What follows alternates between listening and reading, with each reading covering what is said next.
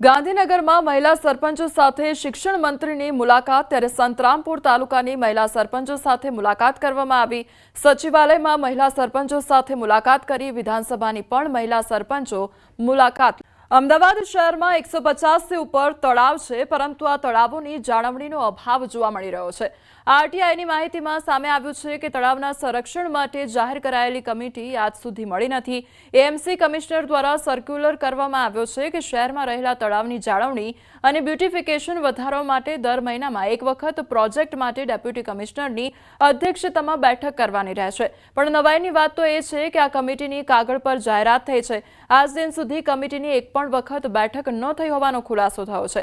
વળી શહેરના તળાવને ઇન્ટરલિંક કરવાના આયોજન પાછળ 220 કરોડનો ખર્ચ કરવામાં આવ્યો છે। તો એમસી વોટર કમિટી ચેરમેનનો દાવો છે કે શહેરમાં તળાવને ડેવલપ કરવામાં આવી રહ્યા છે, પરંતુ દ્રશ્યો તો કંઈક અલગ જ કહી રહ્યા છે।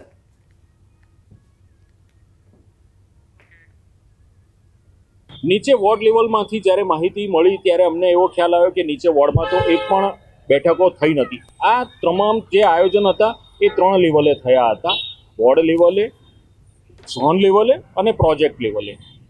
તમામ 48 વોર્ડમાં કોઈ માહિતી ભેગી થઈ નહીં, કાં તો મિટિંગો નથી કરવામાં આવી।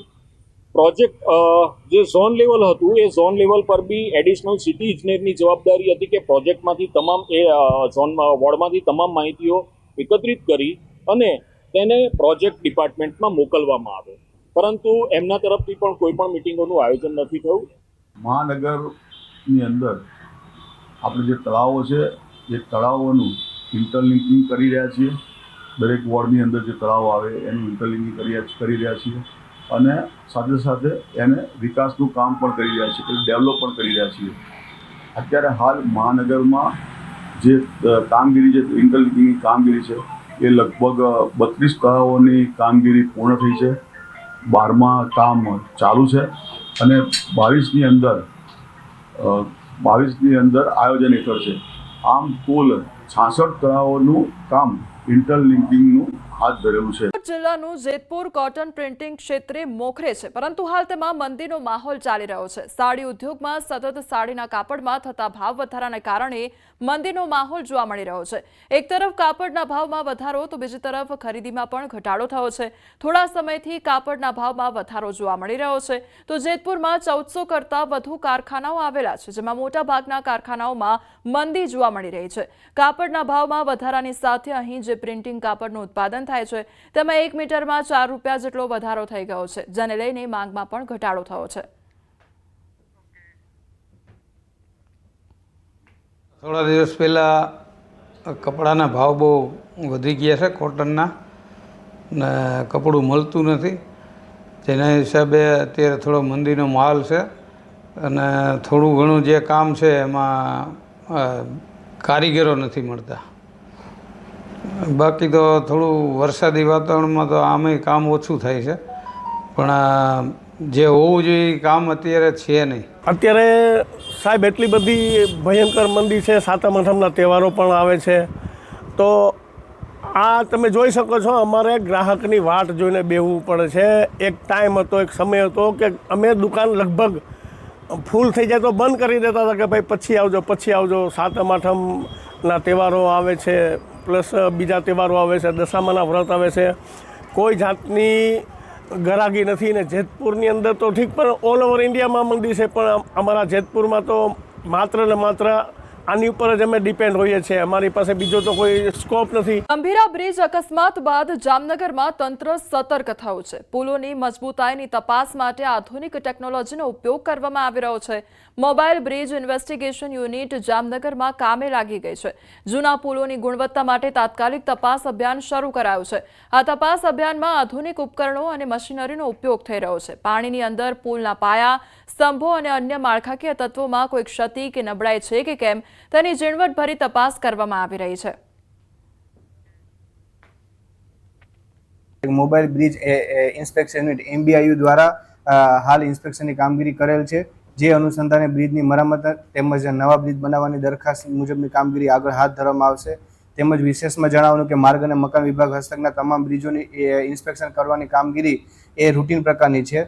ચોમાસા પહેલા તેમજ ચોમાસા બાદ તમામ બ્રિજોનું ઇન્સ્પેક્શન કરવામાં કતારગામમાં યુવતીના આપઘાતના પડઘા પડ્યા છે. પાટીદાર સમાજ દ્વારા શક્તિ સાથે સંવાદ કાર્યક્રમ યોજવામાં આવ્યો. મોટી સંખ્યામાં શહેરની વિદ્યાર્થીનીઓ કાર્યક્રમમાં હાજર રહી તો દીકરીના મોક્ષાર્થે 1100 કુંવારિકા દીકરીઓને ભોજન કરાવવામાં આવ્યું. દીકરીઓના ભોજન સાથે સેલ્ફ ડિફેન્સ પ્રેરણારૂપ કાર્યક્રમ યોજાયો અને દીકરી સાથે કોઈ પણ અનિચ્છનીય બનાવ નહીં બને તે માટે ભવ્ય કાર્યક્રમ યોજવામાં આવ્યો. કાર્યક્રમમાં પાટીદાર સમાજના અગ્રણીઓ અને પોલીસ કમિશનર ઉપસ્થિત રહ્યા તો સુરત પોલીસ કમિશનરે દીકરીઓને હેરાનગતિ બાબતે સમજ પણ આપી તેમજ મોટિવેશનલ સ્પીકર મનીષ વખાસિયા દ્વારા દીકરીઓને સમજ આપવામાં આવી હતી. જ્યારે પરિવાર દ્વારા આ પ્રકારનો દીકરીઓને એકત્રિત કરીને કાર્યક્રમ રાખવામાં આવ્યો હતો અને એની અંદર જ્યારે દીકરીઓ એકત્રિત થતી હોય ત્યારે ચોક્કસ આ પ્રકારે સ્વરક્ષા માટે, દીકરીઓની આત્મરક્ષા માટે 1100 થી વધારે દીકરીઓને આત્મરક્ષાથી પ્રોત્સાહિત કરવામાં આવી ને સેલ્ફ ડિફેન્સ માટે તાલીમ આપવામાં આવી. 1100 જેટલી દીકરીઓને આજે એ અનુસંધાને એક ભોજન પ્રસાદની વ્યવસ્થા અને એને આત્મરક્ષાના પાઠ શીખવવામાં આવે, જરૂરી તાલીમો આપવામાં આવે અને શહેર પોલીસ કમિશનર દહેલોત સાહેબ દ્વારા વિશેષ એમને પ્રવચન આપવામાં આવે અને દીકરીઓને તાલીમ આપવા માટેની ખાસ વ્યવસ્થા આજે ગોઠવવામાં આવી છે અને આજના દિવસે ખાસ આ પરિવાર અને સમાજના આગેવાનો દ્વારા આ ખાસ વ્યવસ્થા ઊભી કરવામાં આવી છે. અંકલેશ્વર જેઆઈડીસીના રહેણાંક વિસ્તારમાં રાત્રિ દરમિયાન દુકાનોના તાળા તૂટ્યા હોવાની ઘટના બની છે. રહેણાંક વિસ્તારમાં આવેલ શોપિંગ કોમ્પ્લેક્સમાંથી રાત્રિ દરમિયાન તસ્કરોએ અનેક દુકાનોના તાળા તોડ્યા હતા. જેઆઈડીસીમાં આવેલ પારિતોષ એપાર્ટમેન્ટ નીચે તેમજ મારુતિ કોમ્પ્લેક્સની મળી 15 જેટલી દુકાનોના તાળા તોડ્યા હતા. જો કે કોઈ માલમત્તા ગાયબ થવાના સમાચાર નથી. બે શોપિંગ કોમ્પ્લેક્સની અનેક દુકાનના તાળા ચોરીના ઇરાદે તોડવાના નિષ્ફળ પ્રયાસો કરવામાં આવ્યા હતા અને આ અંગે કોમ્પ્લેક્સના દુકાનદારોના પ્રતિનિધિ મંડળ દ્વારા પોલીસ મથકે જાણવા જોગ અરજી પણ આપવામાં આવી હતી. સમગ્ર ઘટનાના સીસીટીવી ફૂટેજ પણ સામે આવ્યા હતા, જેના આધારે પોલીસે તપાસના ચક્રો ગતિમાન કર્યા છે. મારુતિ કોમ્પ્લેક્સમાં શ્રીજી ક્લિનિક થી લઈ nice boutique, lifeline medical store, આગળ સુરેશભાઈ હા એ ટ્રેલર અને આગળની સાઈડ પર લાઇનમાં બીજી 2-3 દુકાનો. આ રીતથી અહીંયા 10 થી 15 દુકાનો તોડવામાં આવેલી છે. રાતના 3:40ના ટાઈમ પર સીસીટીવીમાં આપણને દેખાય છે અને 2 લોકો હતા. એકનો બ્લેક ટી-શર્ટમાં ટી-શર્ટવાળો હતો, એક બીજો થોડો પતલો હતો. હાઇટ અંદાજે 5 ફૂટ 8 થી 10 ઇંચ જેવી. મોડાસાથી પકડાયેલા આતંકી અંગે ખુલાસો થયો છે. આતંકી શેફુલ્લા ફર્નિચરની દુકાનમાં કામ કરતો હતો તો ન્યૂઝ 18ની ટીમ પહોંચી છે ફર્નિચરની દુકાન ખાતે અને દુકાનમાં કામ કરતા અન્ય કર્મીનું નિવેદન સામે આવ્યું છે. પોલીસ આવી ત્યારે ખબર પડી તે આવું કરતો હતો. શેફુલ્લા 2 વર્ષથી દુકાનમાં કામ કરતો હતો અને શેફુલ્લાના પાડોશીએ પણ નિવેદન આપ્યું છે. શેફુલ્લા રાત્રે ઘરે આવી ફોન લઈ બેસી જતો હતો તે પ્રકારનું નિવેદન આપવામાં આવ્યું છે. એ હવે રાતે ફોન મચેડતો, રાતે ફોન યુઝ કરતો હતો, એ અમને કંઈ ખબર નથી. અમારા એમના જોડે કોઈ કોન્ટેક્ટ છે નહીં. કાલે મીડિયા અને પોલીસ આવી હતી, એમને લઈને ગયા.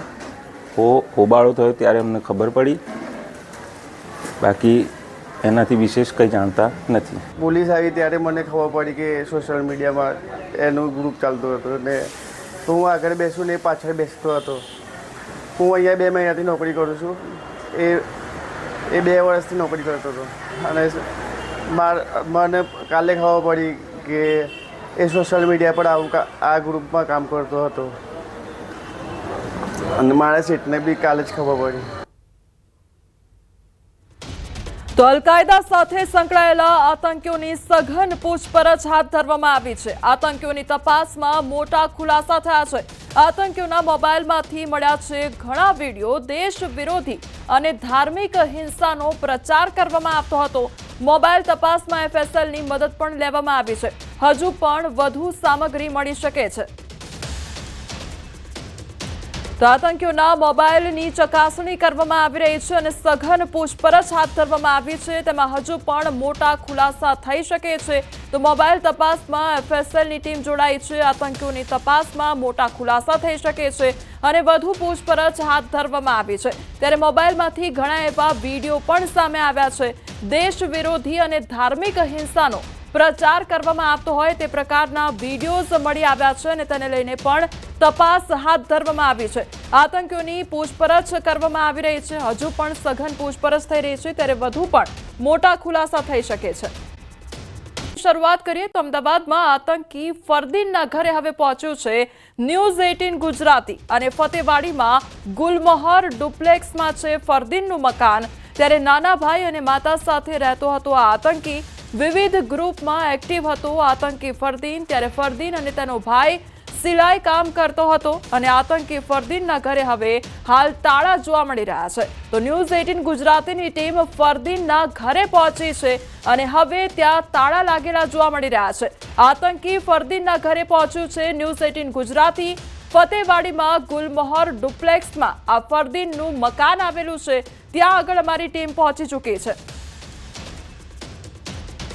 ગુજરાત ATS દ્વારા 4 આરોપીઓની ધરપકડ કરવામાં આવી છે, જેમાંનો એક આરોપી છે ફરીન શેખ. તે અહીં ખાસ કરીને જે ફતેવાડી વિસ્તારની અંદર રહે છે. આપ જોઈ શકો છો દ્રશ્યની અંદર આ તેનું મકાન છે કે ત્યાં તેના માતા અને ભાઈ બહેન સાથે રહેતો હતો, સિલાઈ કામ કરતો હતો. ગુજરાત ATSની તપાસમાં સામે આવ્યું છે અને ખાસ કરીને આ જે આરોપીઓ છે તે પ્રતિબંધિત જે આતંકી સંગઠન છે AQIS, જેનો ખાસ કરીને જે તેની પ્રસાર કરતા હતા, સોશિયલ મીડિયા પ્લેટફોર્મ પર પ્રસાર કરતા હતા. ખાસ કરીને જ્યારે ગુજરાત ATSની ટીમને બાતમી મળી હતી અને માહિતી મળી હતી ત્યારે અલગ અલગ ટીમો બનાવવામાં આવી હતી અને સતત વોચને આધારે આરોપીઓની ધરપકડ કરવામાં આવી છે. હાલમાં ગુજરાત ATS દ્વારા તેની આ જે 4 આરોપીઓ